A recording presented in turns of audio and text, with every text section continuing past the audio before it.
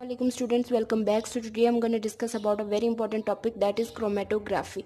This topic is important for industrial pharmacy students, so I will try to discuss all its types in next few videos. So let's discuss what is chromatography. Chromatography word का meaning है chroma means colour and graphy means to right.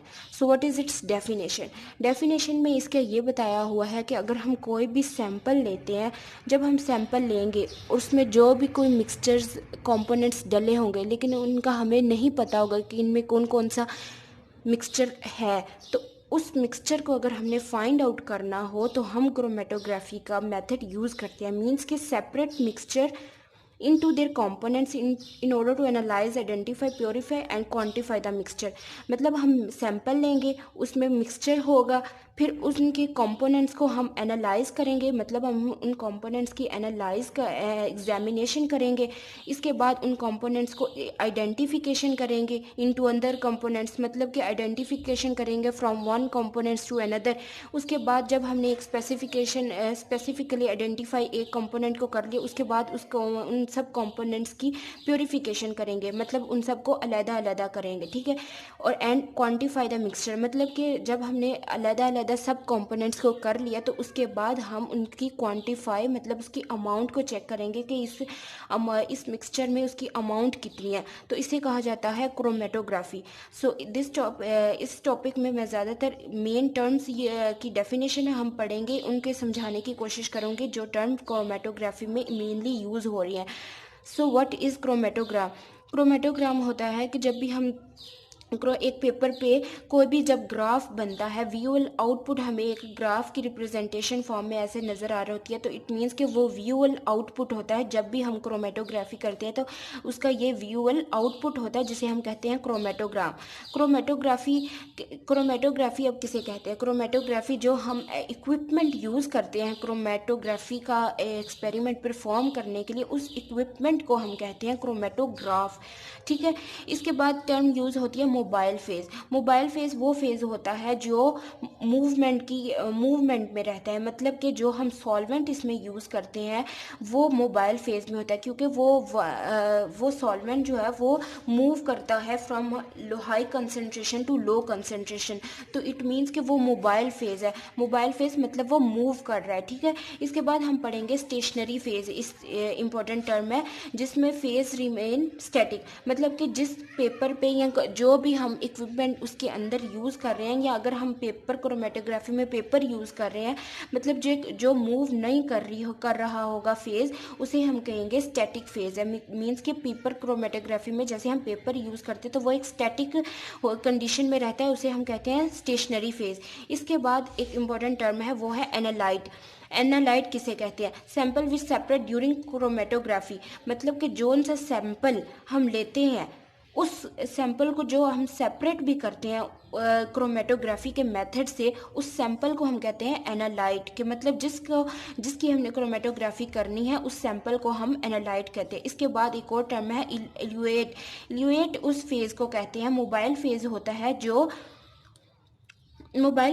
जो leave कर देता है column को, जो मतलब कि एंड में हमें एक्सट्रैक्ट मिलता है, उसे हम कहते हैं इल्यूएट फेज़, ठीक है. इसके बाद इल्यूएंट फेज़ होता है. इल्यूएंट में होता है कि जो सॉल्वेंट हम यूज़ करते हैं टू कैरी एनालाइट, मतलब कि जब हमने ये सैंपल यूज़ किया था एनालाइट के सैंपल को यूज़ किया था, और अब एनालाइट जिस फेज़ में होगा, मतलब एनालाइट किस तरह से हम फाइंड आउट करेंगे, वो उसके लिए हम सॉल्वेंट यूज़ करेंगे जिसे हम कहते हैं इल्यूएंट, ठीक है. इसके बाद आ जाता है एक रिटार्डेशन फैक्टर को रिप्रेजेंट करते हैं आर फैक्टर से, और इसका फॉर्मूला है distance travelled by solute and distance travelled by solvent.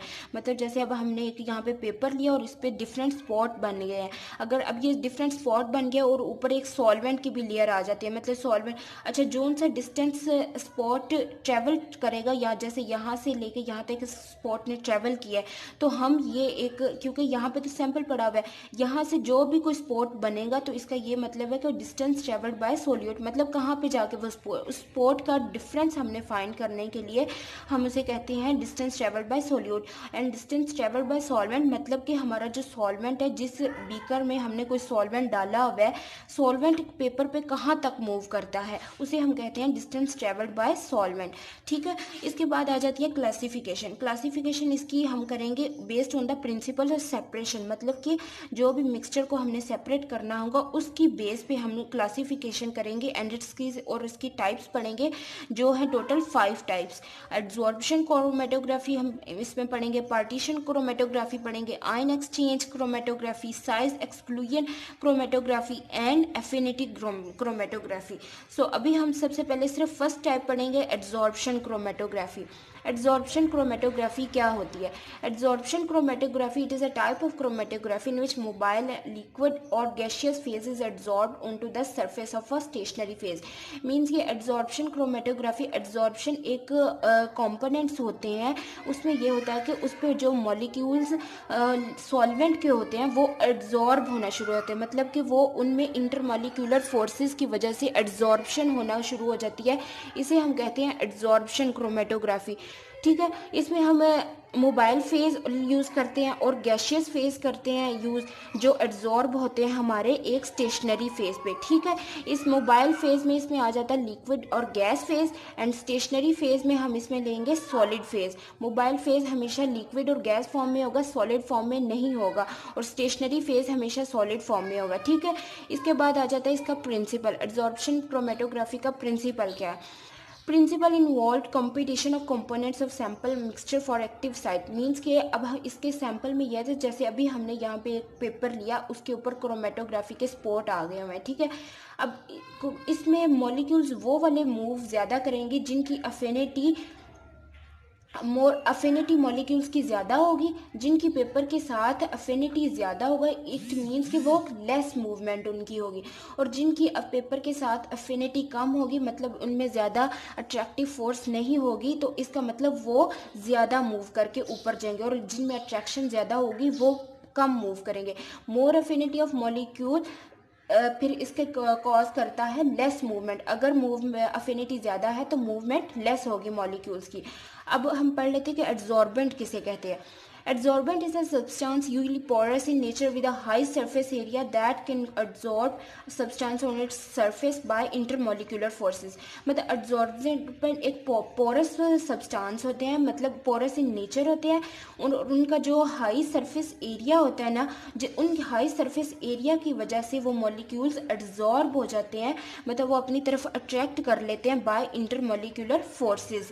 intermolecular forces की वजह से adsorbent molecules जो होते हैं उनमें एक अट्रैक्शन होती है, जिससे वो सॉल्वेंट को अपनी तरफ अट्रैक्ट करके मॉलिक्यूल्स ऊपर नीचे मूव कर रहे होते हैं। ठीक है, जैसे अब सिलिका जेल है, अब सिलिका जेल है, अब हमने प्लेट पे सिलिका जेल लिया होगा, तो अगर सिलिका जेल में और सॉल्वेंट की अफिनिटी ज़्यादा होगी तो मतलब वो लेस मूव करेगा, और अगर अफिनिटी कम होगी तो मतलब जो स्पॉट बनेगा वो ज़्यादा मूव करके ऊपर जाएगा। अच्छा, अब हम एड्जॉर्बेंट में सिलिका जेल यूज़ करते हैं जो porous in nature, alumina use करते हैं, सेलुलोज मतलब पेपर हम यूज़ करते हैं, क्योंकि पेपर में ज़्यादातर सेलुलोज ही होता है, और पेपर को हम कहते हैं कि ये सेलुलोज फॉर्म में, इस वजह से एड्जॉर्बेंट सेलुलोज है। ठीक है, अब जब हम एड्जॉर्प्शन क्रोमेटोग्राफी पढ़ेंगे तो इसमें आगे इसकी टाइप्स आ जाती हैं, liquid solid chromatography and gas solid chromatography. मतलब इसमें जो है कि हमारा जो सॉलिड है वो एक स्टेशनरी फेज है, और जो लिक्विड है वो हमारा मोबाइल फेज है। इसमें जो है कि सॉलिड हमारा स्टेशनरी फेज है, और जो गैस है वो हमारा जो गैस का फेज जो है वो हमारा होगा मोबाइल फेज। ठीक है, और मोबाइल इसको क्रिएट करने के लिए हम बीकर में थोड़ी देर के लिए गैस को छोड़ देते हैं ताकि वो पूरे बीकर में एक सैचुरेशन क्रिएट हो जाए, मतलब कि पूरे बीकर में गैस के मॉलिक्यूल्स मतलब स्प्रेड हो जाए। तो ये एक टाइप्स हैं एड्जॉर्प्शन क्रोमेटोग्राफी की, liquid solid and gas solid chromatography. इसके बाद हम इसकी नेक्स्ट टाइप अगली वीडियोस में पढ़ेंगे। आई होप आपको इसकी सही समझ आ गई होगी, and make sure to subscribe my channel and continue support me on my YouTube channel. So guys, take care guys, and Stay safe and stay blessed. Allah Hafiz.